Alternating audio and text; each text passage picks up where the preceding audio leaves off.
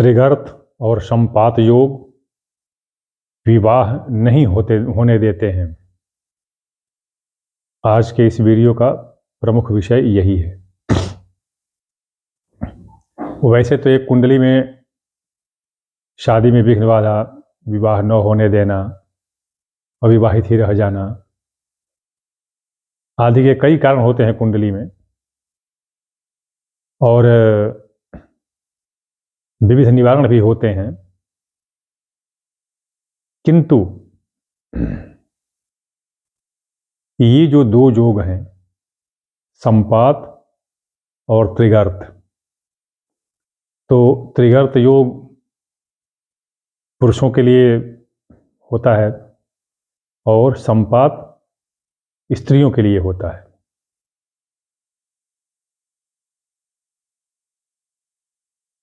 मंगल जो मांगलिक जो उल्लेख आता है, तो मांगलिक उल्लेख में शादी में विघ्न, जैसे शादी न होने देने वाली स्थिति नहीं आती है। हाँ, शादी विघ्न कारक हो जाती है और बहुत दारुण दुख देने वाली हो जाती है। किंतु जो संपात और त्रिगर्त योग हैं, ये विवाह ही नहीं होने देते। और जैसे आजकल हो रहा है कि आजकल कौन कुंवारा रह रहा है, शादी तो उसकी नैतिक अनैतिक हो ही जाती है। तो वैसी स्थिति हो जाती है अगर बलपूर्वक, जबरदस्ती, मन स्वच्छंदतापूर्वक सारी परंपराओं, बंधनों और इज्जत सम्मान को ताक पर रख करके शादी कर ली जाती है, तो वह शादी नहीं होती है, बल्कि एक तरह से, वो नाम नहीं लेना चाहता, वो बार बार शादी करनी पड़ती है, पुरुष हो चाहे स्त्री हो। अब वो शादी वाली स्थिति नहीं रह जाती है, वो एक उमंग और अय्यासी वाली स्थिति हो जाती है, जिसका बहुत बुरा प्रभाव उम्र ढलने पर होने लगता है और आदमी चाहता है कि जल्दी मर जाए। तो मैं बताऊं, त्रिगर्त और संपात योग। त्रिगर्त योग पुरुषों के लिए होता है। कुंडली के 4 ग्रह इसमें उत्तरदायी होते हैं। त्रिगर्त में राहु, सूर्य, मंगल, शुक्र। राहु, सूर्य, मंगल, शुक्र। यदि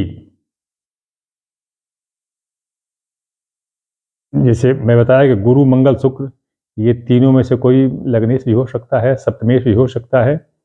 जो हो वे होने दीजिए, कोई ये नहीं है। लग्नेश होगा तो भी कोई बात नहीं है, सप्तमेश होगा तो भी कोई बात नहीं है। किंतु किसी भी अवस्था में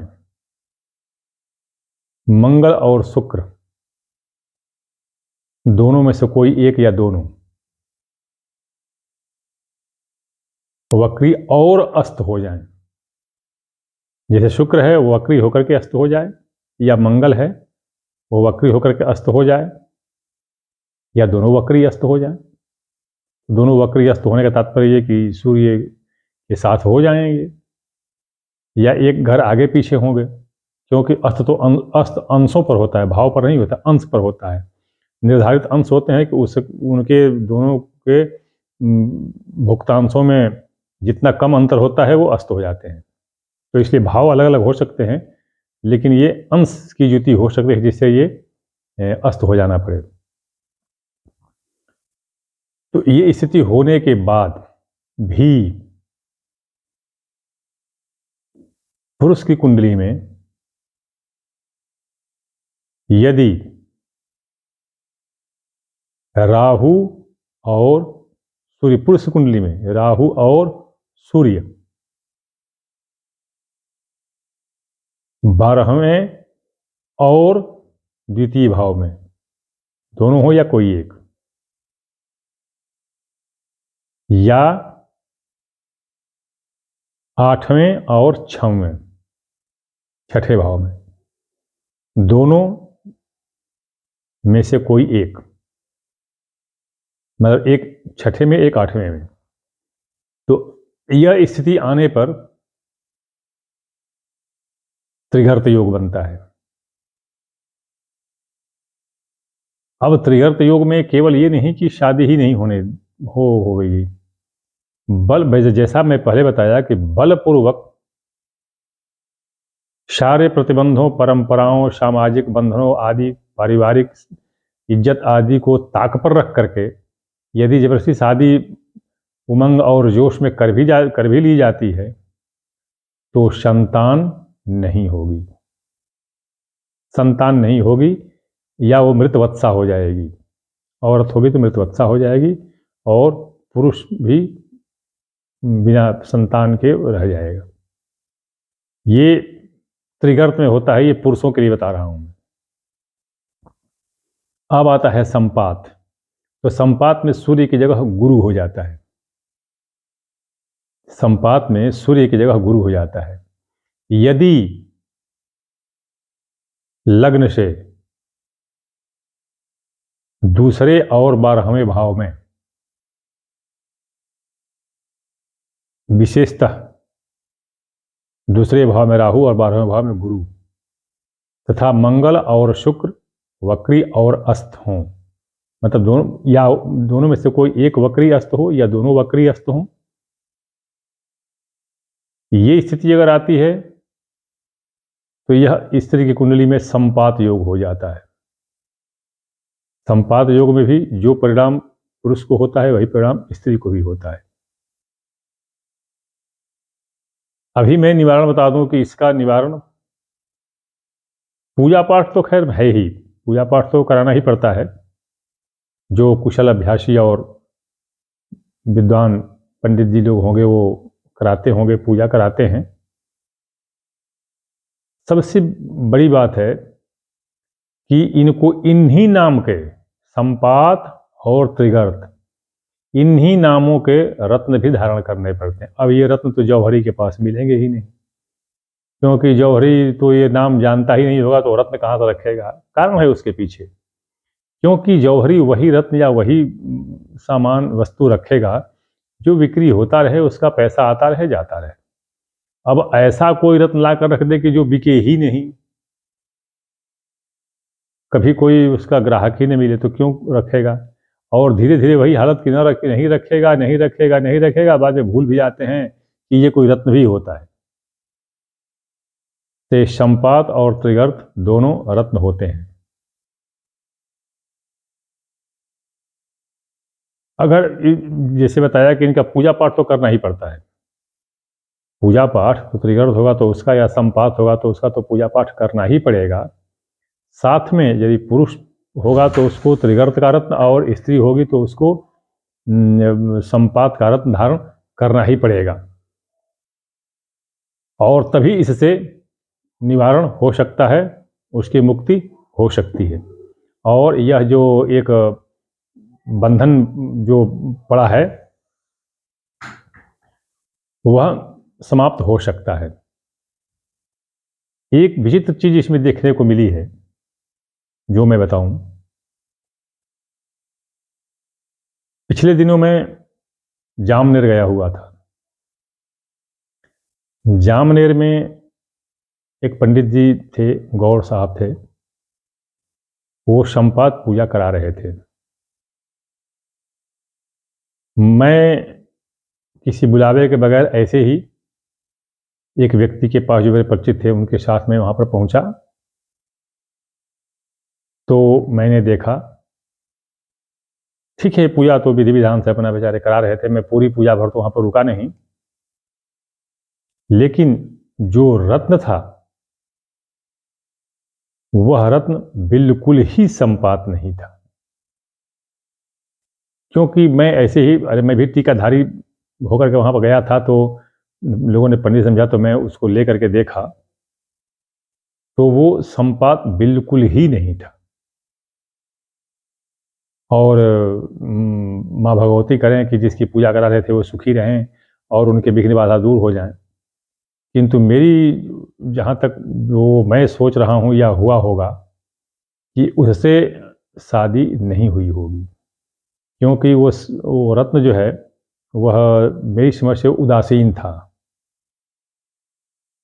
मेरे ये कहने का तात्पर्य ये है कि अच्छी तरह से सोच विचार करके परख करके तभी रत्न धारण करें। मैं दोनों के बारे में बता रहा हूँ, पूजा हो या रत्न हो। यदि आप हर तरह से उसको ठोक पीट कर बजा करके परीक्षण कर लिए हैं, संतुष्ट हो गए हैं, तब तो कराइए पूजा पाठ श्रद्धा कीजिए, वरना मत कीजिए, क्योंकि इससे पैसा और समय दोनों की बर्बादी होती है। तो जब आप संतुष्ट हो जाते हैं, आपको विश्वास है, आपने परीक्षण कर लिया है, तब तो आप कराइए। और अगर कराते हैं तो इसमें कोई संदेह नहीं है कि आपकी समस्या न हल हो जाए। बहुत ज़्यादा तो नहीं, मेरी समझ से 23 या 24 ऐसे मुझे मिले हैं जिनका मैंने कराया है, और उन 2324 का 27 का इन 27 का मुझे सूचना परिणाम जो फीडबैक जिसको कहते हैं वह भी मिल चुका है। आज लगभग 8-9 साल के पहले से ही ये कराया था, मैं तभी फौज में था। तो अभी वो सुखी हैं और आनंदमय जीवन जी रहे हैं, बाल बच्चेदार हुए हैं, बहुत अच्छी तरह से रह रहे हैं। तो ये कहने का तात्पर्य है कि अगर उचित, यही पूजा ही नहीं, अगर कोई भी खाना भी उचित खाएंगे, सही खाएंगे तो शरीर में लगेगा, नहीं तो नहीं लगेगा, सीधी सी बात है।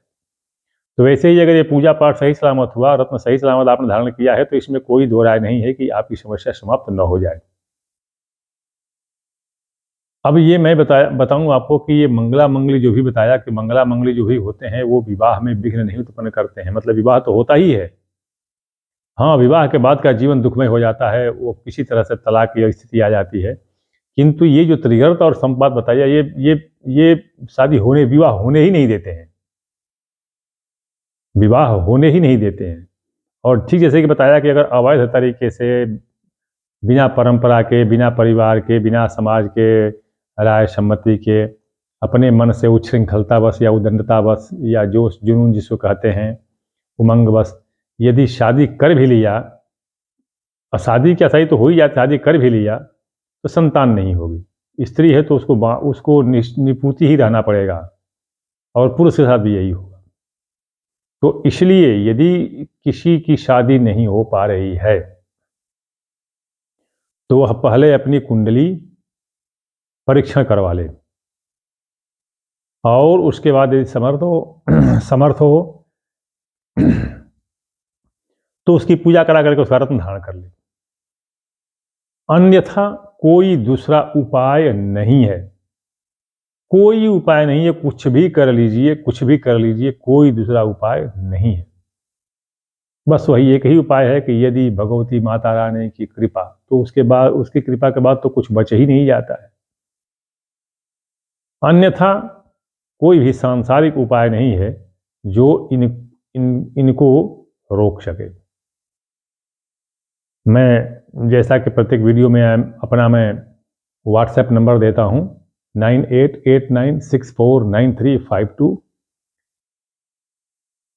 कमेंट अगर आप करते हैं वीडियो में तो उसका कोई उत्तर आपको नहीं मिलेगा। कारण क्या है, क्योंकि वीडियो में अपलोड नहीं करता और न ही मैं इस वीडियो को मॉनिटर करता हूं। अपलोड करने वाला दूसरा व्यक्ति है, वही देखता है, वही मॉनिटर करता है। हाँ, यदि आप व्हाट्सएप पर संदेश देते हैं तो उसका उत्तर मैं दूंगा, किंतु ध्यान रहे ये संदेश आप बौद्धिक प्रदर्शन हमको मत दिखाने के लिए कीजिए कि आप बहुत बड़े विद्वान हैं, या शास्त्रार्थ या तर्क वितर्क करने के लिए मत कीजिए, उसका मैं उत्तर नहीं दूंगा। समस्या है तो आप उसको लिखिए, मैं उसकी गणना करके या परीक्षण करके, कुछ देर लगेगा, टाइम लगेगा उसमें, उसको गणना आदि करके फिर अपने समय से उस पर मैं उत्तर दूंगा। और अंत में निःशुल्क मेरे से कोई संपर्क स्थापित न करे, मैं सेवा नहीं करता, निःशुल्क सेवा नहीं करता, शुल्क अवश्य लेता हूँ। यदि किसी को रुचि हो, मेरा शुल्क दे सकने में समर्थ हो, इच्छुक हो, तब तो संपर्क करे, अन्यथा संपर्क न करे। इसके लिए मैं क्षमा प्रार्थी हूँ पहले से ही कि मैं निःशुल्क सेवा प्रदान नहीं कर सकता। अब किसी एक अगले विषय के साथ मैं अगले वीडियो में प्रस्तुत हो रहा हूँ, आप प्रतीक्षा करें।